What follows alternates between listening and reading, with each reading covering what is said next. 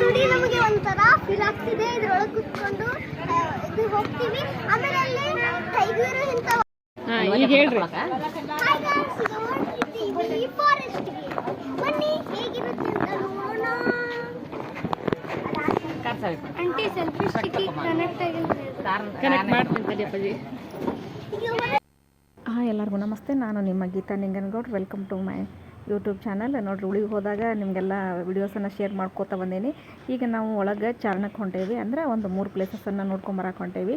ಅವು ಯಾವುವು ಅಂತ ಹೇಳಿದ್ರೆ, ಮೊದಲನೇದಾಗಿ ಪಂಚಲಿಂಗೇಶ್ವರ, ಎರಡನೇದಾಗಿ ತೂಗು ಸೇತುವೆ ಮತ್ತು ಸುರಪುರ ಆಶ್ರಮ. ಈ ಒಂದು ವೇ ಒಳಗೆ 3 ಸ್ಥಳಗಳು ಬರ್ತಾವೆ. ಸೊ ಆ ಸ್ಥಳಗಳನ್ನ ನೋಡೋಕೆ ನಾವು ಭಾಳ ಎಕ್ಸೈಟ್ಮೆಂಟ್ ಆಗಿದ್ವಿ. ಸೊ ನಮ್ಮ ಮಕ್ಕಳು ಸಹಿತ ಭಾಳ ಖುಷಿಯಿಂದ ಓಪನ್ ಜೀಪ್ ಒಳಗೆ ಕೂತಿದ್ರೆ. ನೋಡಿರಿ, ಓಪನ್ ಜೀಪು ಆ ಒಂದು ಉಳಿಗೆ ಒಳಗೆ ಒಂದೊಂದು ಪ್ಯಾಕೇಜ್ ಇರ್ತಾವೆ. ಅಂದ್ರೆ 3 ಅವರ್ಸಿಗೆ ಒಂದು ಪ್ಯಾಕೇಜ್ ಅಂಥೇಳಿ, ಅಂದ್ರೆ ಇಷ್ಟು ಅಂಥೇಳಿ 1800 1700 ಇವು ಒಂದು ಅಮೌಂಟ್ ಇರ್ತಕ್ಕಂಥದ್ದು ಒಂದು ಪ್ಯಾಕೇಜಿಗೆ. ಅದರಲ್ಲಿ ನಾವು ಫ್ಯಾಮ್ಲಿ ಮೆಂಬರ್ಸ್ ಕರ್ಕೊಂಡು ಏನು ಮಾಡಿದ್ವಿ, ಎಲ್ಲರೂ ಸೇರಿ ಒಳಗೆ ಹೋದ್ವಿ. ಇದು ಸುಮಾರು 14 ಕಿಲೋಮೀಟ್ರ್ ಐತಿ ಡಿಸ್ಟೆನ್ಸ್. ಎಲ್ಲಿಂದ ಉಳಿವಿ ದೇವಸ್ಥಾನದಿಂದ ಕಾಡೊಳಗೆ ಪಂಚಲಿಂಗೇಶ್ವರ ಗುಹೆಗೆ ಹೋಗಲಿಕ್ಕೆ. ಕಾಡೊಳಗೆ ಹೋಗ್ಬೇಕಾದ್ರೆ ಭಾಳ ಮಸ್ತಿ ಮಾಡ್ಕೊತ ಹೋದ್ವಿ. ಯಾಕಂದ್ರೆ ಭಾಳ ಖುಷಿಯಾಗಿತ್ತು. ಭಾಳ ದಿನ ಆಗಿತ್ತು ನಾವು ಈ ರೀತಿ ಜರ್ನಿ ಮಾಡಿರಲಿಲ್ಲ. ನಾನು ಸಹಿತ PU ಇದ್ದಾಗ ಹೋಗಿದ್ದೆ, ಬಟ್ ನೆಕ್ಸ್ಟ್ ಹೋಗಲಿಲ್ಲ. ಸೊ ಅಲ್ಲಿ ಒಂದು ಟೋಲ್ ಬರ್ತೈತಿ, ಎಂಟ್ರೆನ್ಸ್. ಅಂದರೆ ಕಾಡಿನ ಎಂಟ್ರೆನ್ಸಿಗೆ ನಾವು ಅಲ್ಲಿ ಗಾಡಿ ನಂಬರ್ನ ಬರ್ಕೋತಾರೆ ಅವರು, ಏನೋ ಪ್ರಾಬ್ಲಮ್ ಆಗಬಾರ್ದು ಅಂಥೇಳಿ. ಈಗ ನೋಡ್ರಿ, ನಮ್ಮನ್ನು ಏನು ಮಾಡಿದ್ರು ಅವರು, ಒಂದು ದಟ್ಟವಾದ ಒಂದು ಕಾಡೊಳಗೆ ನಮ್ಮನ್ನು ಕರ್ಕೊಂಡು ಹೋಗಿ ನಿಯರ್ ಎಲ್ಲಿ ಬಿಟ್ಟರು ಅಂತ ಹೇಳಿದ್ರೆ, ಆ ಒಂದು ಪಂಚಲಿಂಗೇಶ್ವರ ಗುಹೆ ನಿಯರ್ ಬಿಟ್ಟರು. ಯಾಕಂದರೆ ಗಾಡಿ ಅಲ್ಲಿ ಹೋಗೋದಿಲ್ಲ, ಅಪ್ಪು ಭಾಳ ಇತ್ತು. ಸೊ ಅದಕ್ಕಾಗಿ ಒಂದು ಸ್ವಲ್ಪ ಒಂದು 2-3 ಒಂದು 25 ಮೀಟ್ರ್ ನಡ್ಕೋತಾ ಹೋದ್ವಿ. ನಾವು ನಡ್ಕೋತಾ ಹೋಗಿ ಏನು ಮಾಡಿದ್ವಿ, ಗುಹೆಯನ್ನು ತಲುಪಿದ್ವಿ. ನೋಡ್ರಿ, ಮೇಲ್ಗಡೆ ಹೋಗ್ತಕ್ಕಂಥ ಸಂದರ್ಭಗಳು ಸಿಕ್ಕಾಪಟ್ಟೆ ಎತ್ತರವಾಗಿರ್ತಕ್ಕಂಥ ಗಿಡಗಳು, ನಮ್ಮನ್ನು ಸ್ವಾಗತಿಸ್ಲಿಕ್ಕೆ ನಿಂತಿರ್ತಕ್ಕಂಥ ಬಂಡೆ ಕಲ್ಲುಗಳು ನಮಗೆ ಕಂಡವು. ಭಾಳ ಚೆನ್ನಾಗಿತ್ತು. ಯಾವುದೇ ಒಂದು ಶಬ್ದ ಇರಲಿಲ್ಲ, ನಿಶಬ್ದವಾಗಿರ್ತಕ್ಕಂಥ ವಾತಾವರಣ. ಈ ಒಂದು ಕಾಡಿನ ಮಧ್ಯದಲ್ಲಿ ಈ ಒಂದು ಪಂಚಲಿಂಗೇಶ್ವರ ದೇವಸ್ಥಾನ, ಅಂದರೆ ಪಂಚಲಿಂಗೇಶ್ವರ ನೆಲೆ ನಿಂತಿರ್ತಕ್ಕಂಥದ್ದು. ನೋಡಿ, ಸುತ್ತಲಿರ್ತಕ್ಕಂಥ ದಟ್ಟವಾಗಿರ್ತಕ್ಕಂಥ ಕಾಡು. ನೋಡಿರಿ, ಎಷ್ಟು ಎತ್ತರವಾಗಿರ್ತಕ್ಕಂಥ ಮರಗಳು, ದೊಡ್ಡದಾಗಿರ್ತಕ್ಕಂಥ ಬಂಡೆ. ಆ ಬಂಡೆಯ ಕೆಳಗಡೆ ಏನಾಗಿದೆ ಅಂತಂದ್ರೆ ಆ ಒಂದು ಪಂಚಲಿಂಗ ಉದ್ಭವ ಆಗಿರ್ತಕ್ಕಂಥದ್ದು. ನೋಡಿರಿ, ಇವೆಲ್ಲ ಕಲ್ಲು ಬಂಡೆಗಳು ತುಂಬ ಎತ್ತರವಾಗಿದ್ವು, ನೋಡೋಕ್ಕೂ ಭಾಳ ಚೆಂದ ಇದ್ವು. ನೋಡಿರಿ, ಇಲ್ಲೆಲ್ಲ ಗಿಡ ಮರಗಳು ಒಂದಕ್ಕೊಂದು ತೊಡರಾಗಿ ಇನ್ನೂ ಒಂದು ವಿಚಿತ್ರ ಆಕಾರಗಳಲ್ಲಿ ನಮಗೆ ಕಾಣ್ತಾ ಇದ್ವು. ನೋಡಿರಿ, ಬಂಡೆಗಳನ್ನು ದಾಟ್ಕೊಂಡು ನಾವೇನು ಮಾಡಿದ್ವಿ, ಆ ಒಂದು ಪಂಚಲಿಂಗ ಇರ್ತಕ್ಕಂಥ ಒಂದು ಸ್ಥಳಕ್ಕೆ ಹೋದ್ವಿ. ಇಲ್ಲಿ ಸ್ವಲ್ಪ ಸ್ಪೇಸ್ ಐತಿ, ಇಲ್ಲಿ ನಾವು ಗಾಡಿಗಳನ್ನು ಟರ್ನ್ ಮಾಡ್ಕೋಬೋದು. ಬಟ್ ಗಾಡಿ ಅಷ್ಟು ಅಪ್ ಹೋಗೋಂಗಿಲ್ಲ. ಇಲ್ಲಿ ಸ್ವಲ್ಪ ನಿಲ್ಲಲಿಕ್ಕೆ ಸ್ವಲ್ಪ ಸ್ಥಳ ಇರ್ತಕ್ಕಂಥದ್ದು. ಇಲ್ಲಿ ನಾವು ಕೆಳಗಡೆ ಹೋಗಿ ಬಂದಾದಮೇಲೆ ರೆಸ್ಟ್ ಮಾಡಲಿಕ್ಕೆ ಇರ್ತಕ್ಕಂಥ ಕೆಲವೊಂದಿಷ್ಟು ಬಂಡೆಗಳ ಏನದಾವ ಅಂದ್ರೆ ಚೇರ್ ರೀತಿಯಲ್ಲಿ ನಮಗೆ ಕಂಡು ಬಂದವು. ನಾವೇನು ಮಾಡಿದ್ವಿ, ಅತ್ತಿಯರು ಹೋಗ್ಲಿಕ್ಕೆ ಬರೋದಿಲ್ಲ. ಅದಕ್ಕಾಗಿ ಏನು ಮಾಡಿದ್ವಿ, ಅವರನ್ನು ಅಲ್ಲೇ ಕೂಡಿಸಿ ಏನು ಮಾಡಿದ್ವಿ, ನಾವು ಕೆಳಗಡೆ ಚಾರಣಕ್ಕೆ ಹೊರಟ್ವಿ. ಸುಮಾರು ನೋಡಿರಿ 250 ಮೆಟ್ಟಿಲುಗಳು ಇರ್ತಕ್ಕಂಥ, ಅಂದರೆ ಮೆಟ್ಟಿಲುಗಳನ್ನು ಅಲ್ಲಿ ರಚನೆ ಮಾಡಿದ್ದಾರೆ. ಆ ಮೆಟ್ಟಿಲುಗಳನ್ನು ಇಳಿದು ನಾವೇನು ಮಾಡಬೇಕು, ಕೆಳಗೆ ಅಂದ್ರೆ ಸ್ವಲ್ಪ ಅಂಡರ್ ಗ್ರೌಂಡಲ್ಲಿ ಇರ್ತಕ್ಕಂಥ ಒಂದು ಗುಹೆಗೆ ನಾವು ತಲುಪಬೇಕಾಗ್ತೈತಿ. ಅದಕ್ಕಾಗಿ 250 ಮೆಟ್ಟಿಲುಗಳನ್ನು ಇಳಿಲಿಕ್ಕೆ ವಯಸ್ಸಾದವ್ರಿಗೆ ಭಾಳ ತ್ರಾಸ ಆಗ್ತೈತಿ. ನಾವೇನು ಮಾಡಿದ್ವಿ, ಅತ್ತಿಯವ್ರನ್ನಲ್ಲೇ ಕೂಡಿಸಿ ಕೆಳಗಡೆ ಹೋದ್ವಿ. ನೋಡಿರಿ, ಅವ್ರು ಕೂಡಿಸ್ಲಿಕ್ಕೂ ಭಯ ಆಗಕತ್ತಿತ್ತು. ಯಾಕಂದರೆ ಅಲ್ಲಿ ಯಾರೂ ಇದ್ದಿರಲಿಲ್ಲ. ಅದಕ್ಕಾಗಿ ಮತ್ತೇನೋ ಧೈರ್ಯ ಮಾಡಿ ಅವರನ್ನು ಅಲ್ಲಿ ಕೂಡಿಸಿ ನಾವು ಕೆಳಗಡೆ ಹೋದ್ವಿ. ನೋಡಿರಿ, ಇಲ್ಲಿರ್ತಕ್ಕಂಥ ಮೆಟ್ಟಿಲುಗಳು, ಈ ಮೆಟ್ಟಿಲುಗಳು ಹೋಗ್ಲಿಕ್ಕೂ ಬಹಳ ಭಯ. ಯಾಕಂತಂದ್ರೆ ಮಳೆ ಜಿಟಿ ಇರ್ತಾ ಇತ್ತು, ಜಾರ್ತಿದ್ವು. ನೋಡ್ರಿ, ಇದು ಮೆಟ್ಟಿಲುಗಳನ್ನು ಇಳ್ಕೊಂಡು ಬಂದಾಗ ನಮಗೆ ಕಂಡು ಬಂದಿರತಕ್ಕಂಥ ದೃಶ್ಯ ಇದು. ತುಂಬ ಚೆನ್ನಾಗೈತು. ಏನೋ ಒಂಥರ ವಿಚಿತ್ರವಾಗಿರ್ತಕ್ಕಂಥ ಒಂದು ಸ್ಥಳ ಅನ್ನಿಸ್ತೈತಿ. ಗುಹೆ ತುಂಬ ಕತ್ಲಿರ್ತಕ್ಕಂಥ ಗುಹೆ, ಯಾವುದೇ ಒಂದು ಬೆಳಕಿನ ವ್ಯವಸ್ಥೆ ಇಲ್ಲ. ನೋಡ್ರಿ, ಈ ಗುಹೆಯಿಂದ ಆ ಕಡೆ ಸ್ವಲ್ಪ ಓಪನ್ ಆಗಿರ್ತಕ್ಕಂಥದ್ದು ಬಂಡೆ, ಅಲ್ಲಿಂದ ಸ್ವಲ್ಪ ಬೆಳಕು ಬೀಳ್ತೈತೆ ಹೊರತು ಈ ಗುಹೆ ಒಳಗಡೆ ಯಾವುದೇ ರೀತಿಯ ಬೆಳಕು ಬರೋದಿಲ್ಲ. ನಿಶಬ್ದವಾಗಿರ್ತಕ್ಕಂಥ ವಾತಾವರಣ. ನೋಡ್ರಿ, ಇದೇ ಪಂಚಲಿಂಗೇಶ್ವರ ಗುಹೆ. ಈ ಗುಹೆ ಒಳಗಡೆ ಪಂಚಲಿಂಗೇಶ್ವರ ಉದ್ಭವ ಆಗಿರ್ತಕ್ಕಂಥದ್ದು. ಅಂದ್ರೆ 5 ಮುಖಗಳನ್ನು ಹೊಂದಿರತಕ್ಕಂತಹ ಒಂದು ಲಿಂಗು. ಆ ಲಿಂಗು ನಮ್ಗೆ ಸ್ಪಷ್ಟವಾಗಿ ಕಾಣಿಸ್ಲಿಕ್ಕಾಗೋದಿಲ್ಲ. ಇಲ್ಲಿ ತೋರಿಸ್ತೇನೆ ನೋಡ್ರಿ. ಇಲ್ಲಿ ನೋಡ್ರಿ, ಪಂಚಲಿಂಗೇಶ್ವರ ಅಂದರೆ ಗುಹೆ ಒಳಗಡೆ ನಿಮಗೆ ತೋರಿಸ್ತೇನೆ. ಇದೇ ಪಂಚಲಿಂಗೇಶ್ವರ ಅಂದರೆ 5 ಮುಖವುಳ್ಳ ಒಂದು ಶಿವಲಿಂಗ ಅಂತ ಹೇಳ್ತೀವಿ. ಅದ್ರ ಜೊತೆಗೆ ಏನು ಕೆಲವೊಂದಿಷ್ಟು ಉದ್ಭವ ಮೂರ್ತಿಗಳನ್ನು ಅಲ್ಲಿ ಇಟ್ಟಿದ್ದಾರೆ. ಅದನ್ನು ನೋಡ್ಕೊಂಡು ನಾವು ಏನು ಮಾಡಿದ್ವಿ, ಮೇಲ್ಗಡೆ ಬಂದ್ವಿ. ಅಷ್ಟರೊಳಗೆ ನನ್ನ ಮಗಳಿಗೆ ಜಿಗಳಿ ಹಿಡಿದ್ಬಿಟ್ಟಿತ್ತು.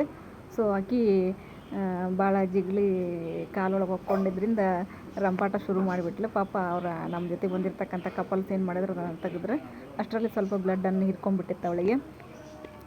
ನೆಕ್ಸ್ಟು ಇದನ್ನು ನೋಡ್ಕೊಂಡು ನಾವು ಮೇಲ್ಗಡೆ ಬಂದ್ವಿ. ನೋಡ್ರಿ ಮೇಲ್ಗಡೆ ಬಂದ್ವಿ. ಇಲ್ಲೇ ಸ್ವಲ್ಪ ಬೆಳಕು ನಮಗೆ ಕಾಣ್ತಾ ಇತ್ತು. ಅಲ್ಲಿ ತನೂ ತುಂಬ ಕತ್ಲಿತ್ತು. ಇಲ್ಲಿ ನಾನು ಕ್ಯಾಮ್ರಾ ಆನ್ ಮಾಡಿದ್ರು ಸಹಿತ ಯಾವುದೇ ಒಂದು ನಮ್ಮ ಮಾತುಗಳು ಅಲ್ಲಿ ರೆಕಾರ್ಡ್ ಆಗಲಿಲ್ಲ. ಯಾಕಂದರೆ ಮ್ಯೂಟ್ ಆಗಿಬಿಟ್ಟಿತ್ತು. ಅದು ಹೆಂಗಾಯ್ತು ಏನೋ ನನಗೂ ಗೊತ್ತಾಗಲಿಲ್ಲ. ನೋಡ್ಕೊಂಡು ಏನು ಮಾಡಿದ್ವಿ, ಸಿಕ್ಕಾಪಟ್ಟೆ ಅಂದರೆ ಗಾಳಿ ಬೆಳಕು ಇರಲಿಲ್ಲ ಅಲ್ಲೇ. ಅದಕ್ಕಾಗಿ ಏನು ಮಾಡಿದ್ವಿ, ಪಟ್ಟನ್ನು ನೋಡ್ಕೊಂಡು ಅವರ ಮೇಲೆ ಹತ್ತಿಬಿಟ್ವಿ. ಇಷ್ಟು ನೋಡ್ಕೊಂಡು ಹತ್ತದ್ರೊಳಗೆ ಅಂದ್ರೆ ಸಿಕ್ಕಾಪಟ್ಟೆ ಸುಸ್ತಾಗ್ಬಿಟ್ಟಿತ್ತು ನಮ್ಗೆ ಎಲ್ರಿಗೂ. ಅಂತ ಹೆಸರುಗಳನ್ನು ಬರೆದಿದ್ದನ್ನು ನೋಡಿ ವಾತಾವರಣ ಒಂದು ಹೆಸರು ಬರೀತಾನೆ ಅಂತೇಳಿ ಆದರ್ಶ ಅಂತೇಳಿ ಬರೆದ. ನೋಡ್ರಿ ಮನುಷ್ಯನಿಗೆ ಗಾಳಿ ತುಂಬ ಅವಶ್ಯಕ. ಸರಿಯಾದ ಗಾಳಿ ವ್ಯವಸ್ಥೆ ಇರಲಿಲ್ಲ ಅಂದರೆ ಭಾಳ ತ್ರಾಸ ಆಗ್ತೈತಿ ಉಸಿರಾಟಕ್ಕೆ. ಸೊ ಅದಕ್ಕಾಗಿ ಸಿಕ್ಕಾಪಟ್ಟೆ ಬೆವ್ತು ಹೋಗಿದ್ವಿ ನಾವೆಲ್ಲರೂ. ಅವ್ರಿಗೆ ಹತ್ತಲಿಕ್ಕೆ ಭಾಳ ಸಾಕಾಗೋಗಿತ್ತು ನಮ್ಗೆ. ಇದರಿಂದ ಸರಳವಾಗಿ ಬಟ್ ಮೇಲೆ ಹತ್ತಲಿಕ್ಕೆ ಭಾಳ ತ್ರಾಸ ಆಯ್ತು. ಅದಕ್ಕಾಗಿ ವಯಸ್ಸಾದ ಸ್ವಲ್ಪ ನನಗೆ ದಪ್ಪ ಇರ್ತಕ್ಕಂಥವ್ರು ಎಲ್ಲರೂ ಇದ್ದಿದ್ದರಿಂದ ಅವ್ರಿಗೂ ತ್ರಾಸ ಆಯ್ತು. ನೋಡ್ರಿ ಇಲ್ಲೇ ನನ್ನ ಮಗ ಏನು ಮಾಡತ್ತಾನಂದ್ರೆ ಆದರ್ಶ ಅಂಥೇಳಿ ಬರೋದೇನಿ ನೋಡ್ರಿ ಅಂತ ಹೇಳಿದ್ರೆ ಭಾಳ ಅವನ ಒಂದು ಬರೆದಿರ್ತಕ್ಕಂಥ ಹ್ಯಾಂಡ್ ಎಲ್ಲ ಕ್ಯಾಪ್ಚರ್ ಮಾಡ್ಕೊಂಡು ಅವ್ನು ಕರ್ಕೊಂಡು ಮತ್ತೆ ನಾನು ಏನು ಮಾಡಿದೆ, ಒಂದು ಮೇಲ್ಗಡೆ ಬರ್ತಕ್ಕಂಥದ್ದು ನಾನು ಬರ್ತೀನಿ ನೋಡ್ರಿ ಅಂತೇಳಿ. ಹೊರಗಡೆ ಬೆಳಕು ಒಳಗಡೆ ತುಂಬ ಕಪ್ಪಲಿರ್ತಕ್ಕಂಥದ್ದು ಭಾಳ ಚಂದ ಇತ್ತು. ಬಟ್ ತುಂಬ ಚೆನ್ನಾಗಿತ್ತು, ಒಳ್ಳೆ ಎಕ್ಸ್ಪೀರಿಯನ್ಸ್. ಗೊತ್ತಾಗಲಿಲ್ಲ, ನೀವು ಸಹಿತ ಒಂದ್ಸಲ ಹೋಗ್ಬರ್ರಿ. ಚೀರಿರ್ತಕ್ಕಂಥದ್ದು ಕೂಗಿರ್ತಕ್ಕಂಥ ಮೇಲೆ ಬಂದರೆ ಹತ್ತಲಿಕ್ಕೆ ಭಾಳ ಕಷ್ಟ ಆಗುತ್ತೆ. ಸ್ವಲ್ಪ ತಗೊಂತ ಈ ರೀತಿ ನಾವು ಮಾಡಿದ್ವಿ. ಅದನ್ನು ನೋಡ್ಕೊಂಡು ಹೋಗ್ಬೇಕಾದ್ರೆ ಕೆಲವೊಂದಿಷ್ಟು ಫೋಟೋಶೂಟ್ಗಳನ್ನು ಬಂದಾಗ ಕೆಲವೊಂದಿಷ್ಟು ಫೋಟೋಶೂಟ್ಗಳನ್ನು ನಾವು ಅಲ್ಲೇ ಮಾಡ್ಕೊಂಡ್ವಿ. ಭಾಳ ಚಂದಿತ್ತು ವ್ಯೂ. ಸ್ವಲ್ಪ ಹೊತ್ತು ಇಲ್ಲಿ ರೆಸ್ಟ್ ಮಾಡಿ ಮೇಲ್ಗಡೆ ನಾವು ಹೊರಡಲಿಕ್ಕೆ ಪ್ರಾರಂಭ ಮಾಡಿದ್ವಿ. ಭಾಳ ಖುಷಿಯಾಗಿತ್ತು ನಮ್ಮೆಲ್ಲರಿಗೂ. ಇಲ್ಲಿ ನೋಡ್ರಿ, ಎಲ್ಲರೂ ಹತ್ತಲಿಕ್ಕೆ ಭಾಳ ಕಷ್ಟಪಡ್ತಿದ್ದಾರೆ ನೋಡ್ರಿ. ನಾವೆಲ್ಲ ವಯಸ್ಸಿರ್ತಕ್ಕಂಥವರೇ ಈ ರೀತಿ ತ್ರಾಸ ಆಗ್ತೈತಿ. ಇನ್ನು ವಯಸ್ಸಾದವ್ರಿಗಂತೂ ಸಿಕ್ಕಾಪಟ್ಟೆ ತ್ರಾಸ ಆಗ್ತಕ್ಕಂಥದ್ದು. ಆದರೂ ಸಹಿತ ಒಮ್ಮೆ ಆದರೂ ಏನು ಮಾಡಿರಿ, ಈ ಉಳವೆಯ ಒಳಗಿರ್ತಕ್ಕಂಥ ಪ್ಲೇಸ್ಗಳನ್ನು ನೋಡ್ರಿ, ಎಂಜಾಯ್ ಮಾಡಿರಿ.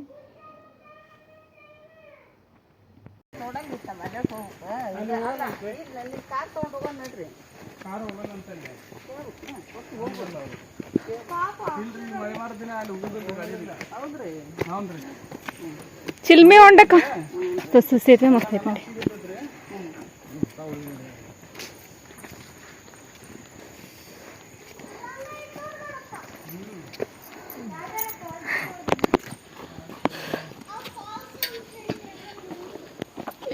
ಅಲ್ಲಿ ಹ್ಯಾಂಗಿಂಗ್ ಬ್ರಿಡ್ಜ್ ಐತೆ ನೋಡಿ, ಅಲ್ಲಿ ಕರ್ಕೊಂಡು ಹೋಗ್ತಾರಂತವ್ರು. ನೆಕ್ಸ್ಟ್ ಹ್ಯಾಂಗಿಂಗ್ ಬ್ರಿಡ್ಜ್, ಮ್ಯಾಗಿನ್ ಬ್ರಿಡ್ಜ್ ಇಲ್ಲಿ ಹೊರಗೆ ಬಂದಮೇಲೆ ಎಂಟ್ರೆನ್ಸಿಗಿನ ಬಂಡೆಗಳಿದೆಯಲ್ಲ, ಆ ಬಂಡೆಗಳನ್ನು ಬಾಗಿ ನಿಂತ್ಕೊಂಡು ಫೋಟೋಶೂಟ್ಗಳನ್ನು ಮಾಡಿದ್ವಿ. ಭಾಳ ಮಾಡತ್ತೇನ್ರಿ ಅದ ಹೇಳಿ. ಅದನ್ನ ಮಂಡಿ ನೋವು ಇದ್ದವರು, ವಯಸ್ಸಾದವರು ಚಾರಣಕ್ಕೆ ಬರಬೇಡ್ರಿ. ಯಾಕಂದ್ರೆ ಹತ್ತಿದ್ರೆ ಇಳಕ್ಕೆ ಬರೋಂಗಿಲ್ಲ, ಇಳಿದು ಹತ್ತಕ್ಕೆ ಬರೋಂಗಿಲ್ಲ. ಒಬ್ರದ್ದು ಹೆಲ್ಪ್ ಬೇಕಾಕೈತಿ. ಬೇಕಂದ್ರೆ ಭಾಳ ತ್ರಾಸ ಆಕೈತಿ. ನೋಡೋಂಥದ್ದು ಇಲ್ಲಿ ಏನೂ ಇಲ್ಲ. ದೇವ್ರ ದರ್ಶನ ಮಾಡ್ಕೊಂಡು ಬಸವಣ್ಣನ ದರ್ಶನ ಮಾಡ್ಕೊಂಡು ಹೋಗ್ಬೋದು. ಬಟ್ ಚಾರಣಕ್ಕಾದ್ರೆ ಹೆಂಗೆ ಎನರ್ಜೆಟಿಕ್ ಯಂಗ್ಸ್ಟರ್ಸ್ ಅಷ್ಟೇ ಬರಬೇಕಿಲ್ಲ. ಮಳೆಯಾಗಂತೂ ಬರೋಕ್ಕಾಗೋದಿಲ್ರಿ. ಇಲ್ಲೇ ಫುಲ್ ಕಾಲೆಲ್ಲ ಜಾರ್ತಿರ್ತಾವು.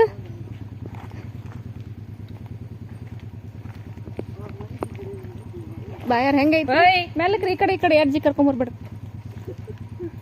ಮತ್ತೆ ಇನ್ನೊಬ್ರು ಹಿಡ್ಕೊಂಡ್ರೆ ಮಾಮರಿ ತಡ್ರಿ ಹತ್ತಿರ ತಡ್ರಿ ತಡ್ರಿ.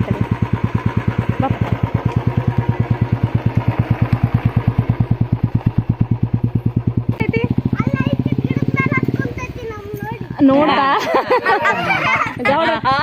ಗೌಡ್ರ ಶನಿಯರ್ ಬಂದಾರ ಅಂತೇಳಿ ಗಿಡದ ಮೇಲೆ ಕೂತದಲ್ಲ, ನೀವು ನೋಡಿ ಕುಂತಾನ. ಅದು ಹೇಳಿದ್ರಲ್ಲ ಅವ್ರಿಗೆ.